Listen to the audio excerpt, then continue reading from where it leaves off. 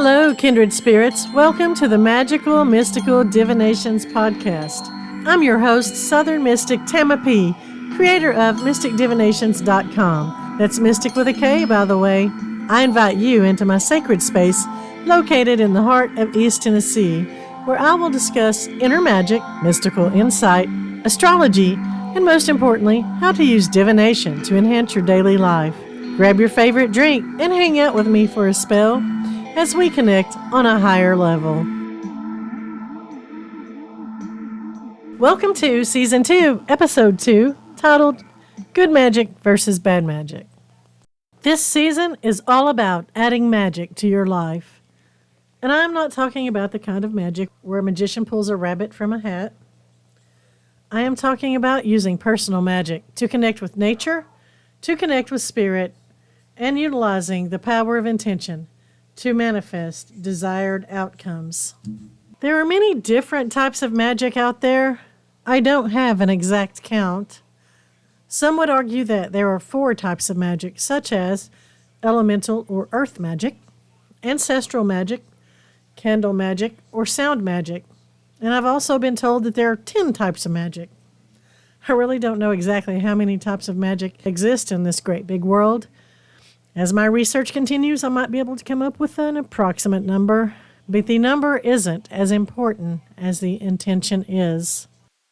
We have all heard the terms white magic and black magic, good magic versus bad magic. To some, those may seem like old-fashioned terms.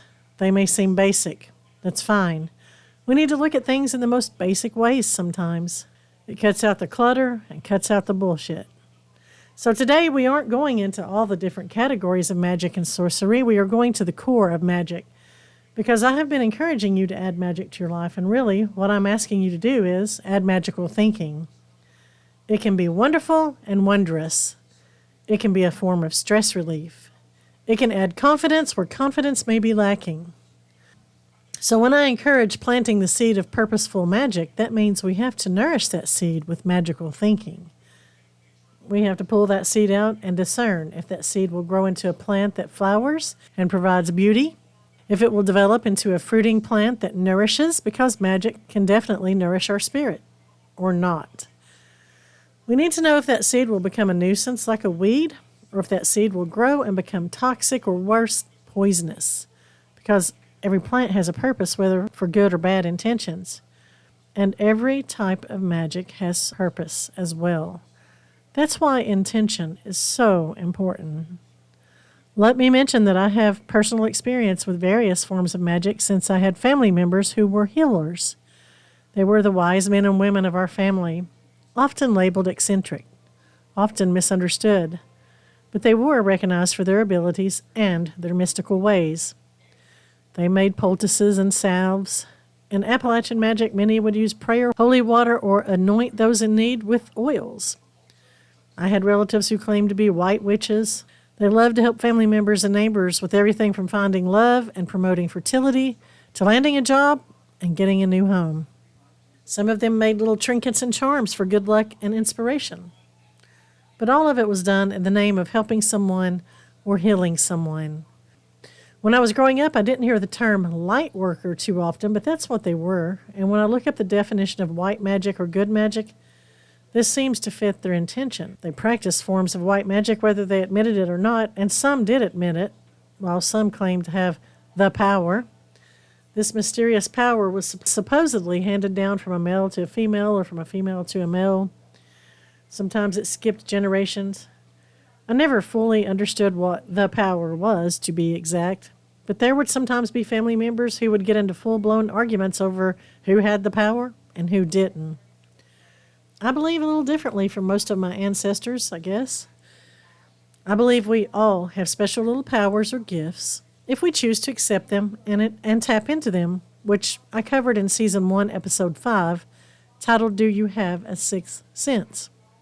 I like to believe that with magical thinking we can accomplish so much more than we even dream we are capable of. But for the sake of argument, I will say that I do believe that some people and some families are born with some form of a supernatural power, such as psychic abilities or necromancy, which is communicating with the deceased. Anyway, I want to discuss good magic versus dark magic in this episode. Practicing or using white magic is defined as a person who uses their energy and their power for good and for altruistic purposes.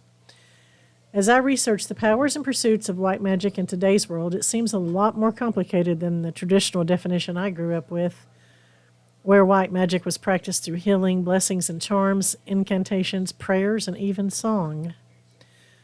Today, magic is much more complicated as we now hear terms about cultural appropriation. And it's easy to get offended now. We have to tiptoe around things, which I'm not a fan of that. I believe in being respectful, but being an individual. We don't always have to agree, as long as we disagree respectfully. As I mentioned, I don't want to go into all the definitions of what white magic is or isn't. I want to use the term in a broad spectrum where it means incorporating rituals or practices aimed at doing good for yourself or for others, because it allows you to use your energy and intention to bring about a positive change in yourself or someone else. The plan would be to create a positive outcome. It's also a great way to connect with a higher power for your own spiritual development. It can also help connect you to nature. By adding a touch of white magic or good magic to your life, it can be just transcendent. People I know who use magical practices as an extension of their spirituality or as a part of their religious experience use it to show how serious they are about manifesting what they want. It is something that resonates in their soul. It is a way to express the voice of their very essence, a way to channel their energy. I love the term magical thinking. The reason I love this term is because it helps us feel in control of something that may be outside of our control. Magical thinking can help us cope with everyday fears. I concluded my first season with the 20th episode titled A New Year, A New Magical Perspective, illustrating how magical thinking can help you stay with your New Year's resolutions so that you can accomplish your goals for the entire year. I also started season 2 with an episode titled Adding Magic to Your Life. That's how important this subject is to me. Magical thinking and adding a touch of magic to your life can be very simple. It can be as simple as small rituals that you do every day, or repeating positive affirmations each morning, which those practices have helped me a lot. You can incorporate practices such as visualization, looking for meaningful coincidences and signs. You can create a sacred space in your home or in your yard. But always be aware that you have to keep it real. You have to establish boundaries and recognize if you're thinking like a Hollywood writer or director in terms of what magic can actually do for us in our real world. Excessive magical thinking can be detrimental to rational decision making, so please engage in magic with caution, always. Use magical thinking in a positive and motivational manner. You can't rely on it solely to solve problems. You have to balance critical thinking with wishful thinking. You have to discern what is possible, what is probable, and what you have no control over. Magical thinking has brought me out of deep depressions. Magical thinking has increased my faith in the divine and encouraged my belief in myself. It has helped me get through difficult times when I felt so low that I wanted to die to get away from it all. Not that I was suicidal, but if I hadn't changed, the course of my thinking would have become suicidal. I do recommend, if you are having those types of thoughts, to seek professional counsel. I have used both traditional and holistic therapists, and I prefer a holistic therapist who considers the mind, body, and spirit as a whole. Or that's just what I think, or my opinion. Adding magic to my life taught me to think of others more than myself, so I became less selfish. It taught me to appreciate nature and what the earth has provided for me to use to exist in this world and to face challenges and disappointments with hope. And it made me feel as if I was part of something much larger than myself. That's what faith usually does for a person. On the other hand, there have been periods in my life where I wanted to cause pain for someone because they purposefully hurt me or cheated me or hurt someone I loved. There were times I wanted to try a little black magic or sorcery on someone for revenge. And yes, it appealed to me, and I thought it would feel good to send them bad luck. I could rationalize it with the idea that somehow they deserved it.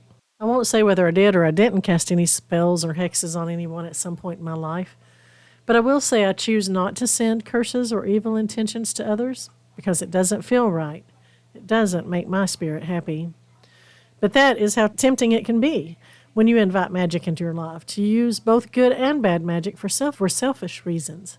Because as you start to see things changing and transitioning when you invite magic, you start to see the manifestations of your intentions come to fruition. You start to feel the flow of energy. And you recognize that you can direct that energy anywhere and everywhere. You have to think about what you want to put out into the world. You have to establish clear boundaries with your intentions. It reminds me of a Native American proverb, which tells us that there is a battle of two wolves inside each of us. One is evil, representing anger, jealousy, and greed. The other is good, representing joy, peace, and truth. The wolf that wins is the one you feed. I love that proverb, and it has stuck with me my entire life. That's why I encourage you to feed yourself positivity every chance you get. So, a little earlier I asked, why would I encourage you to do magic if there's this dark side? Just how easy is it to do dark magic? Can you accidentally send out something harmful to someone? What if you were to perform a ritual with good intentions but unknowingly used elements associated with dark magic due to misunderstanding the practice? Will your bad thoughts or negative vibes towards a person bring them bad luck or harm? Since intention and focus is such an important element of magic, I doubt it could bring much, if any, harm by accident. But there are those who believe that strong negative emotion directed at someone could be perceived as a form of psychic harm. It's definitely something to think about. Then most definitely, if you're constantly thinking hateful thoughts about a person, it could distort your judgment enough that your actions could cause you to say or do something hurtful. But aside from that, I don't believe our thoughts can bring bad luck to someone. Now, those who practice dark magic and place hexes or curses on people might disagree with me. By definition, dark or black magic is used for harmful, selfish, or evil purposes. Some practitioners draw on malevolent powers to cause destruction or misfortune, or to injure, or even kill someone. And some of these practitioners have absolutely no remorse or regard for human life. That is the way of some people who practice the dark arts. We've always known that black magic and voodoo exist, so that's no surprise. But not all people who dabble in black magic try to injure or kill someone. Some do vengeance-type spells that mirror the wrong done to them. In a sense, it is really an eye for an eye at that point. Their intent and purpose are to use supernatural forces to inflict negativity on someone else, not to injure or kill specifically. There are also varieties of necromancy used in dark magic, which is defined as conjuring spirits of the dead to influence events or to reveal the future. And yet, necromancy is used in white magic to reveal the future or once again influence events in a positive manner. So magical practices often overlap, and that's where the lines tend to get blurred. That's why it is so important to create a distinction between what is considered good magic used for positive purposes and bad magic used for harmful intentions. My website and podcast focus on encouragement, self-empowerment, and taking control of your thoughts and your actions and your life. You can rely on a higher source such as God or a goddess or a deity. You can rely on yourself. But most of all, it promotes the application of beliefs, rituals, or actions to manipulate or manifest a positive outcome when possible. I consider most of my content to be separate from both religion and science. It's never my intention to influence you away from your core beliefs, because your life is your personal journey and the path you walk is yours alone. I just want to provide insight into the world of metaphysics and mysticism and offer you various tools and information and words of encouragement to use if you choose to do so that you can navigate your daily life a little more magically. So do your research, set your intentions, fine-tune your focus, and manifest your hopes and dreams.